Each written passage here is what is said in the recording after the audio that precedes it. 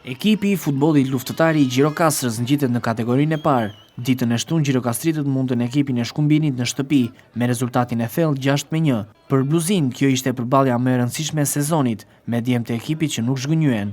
Një ndeshje e cila foli e gjitha për Gjirokastritët, ku në minutat e para u vure një mobilizim total i gjithë ekipit. Finalizimi i përpjekjeve të vazhdueshme erdhi në minutën e 17, ku Mario Mërkuri dërgon topin në rjet, duke i dhuruar luftëtarit e përsin. Giulio Mirani shënon një triplet dhe plotëson kuotën e 10 golave sezonal, ndërsa për t'i vendosur vullën pjesës së parë ka menduar Ziaj në minutën e 34 me një goditje të jashtëzakonshme Jarzone. Vela i ka shënuar golin e nderit për miqt, duke mbyllur kështu fraksionin e parë me rezultatin 5-1.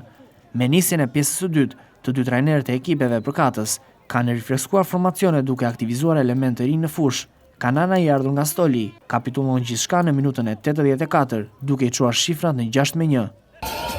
Përfunduam një vit të vështirë, një vit që ja arritëm qëllimit. Sot kemi që nga gushti i vitit kaluar kemi arritur që të shpallemi kampion, të arrijmë objektivin, të çojmë luftëtarin në shkallën e parë që ne duhet të jemi atje ku jemi, megjithatë prapë na pret një punë e vështirë që neve ta mbajmë ekipin këtu ku jemi dhe ta arrijmë lart akoma pasi sportdasit të cilët kanë qenë të shumë edhe janë të shumë kanë pretendimet tona, kanë pretendime të jashtëzakonshme për këtë fanell të rëndë dhe ne do mundohemi me mishe me shpirt që ta çojmë luftëtarin në ato nivele që ka qenë para 6-7 vjetësh. Një falënderim shumë të madh për sportdasit. Me njerë pas vëshëllimës së trefisht të kryesorit të ndeshjes, tifozët dhe lojtarët e luftëtarit ka nisur festën, pas si pritjes 5 vjeçari erdhi fundi.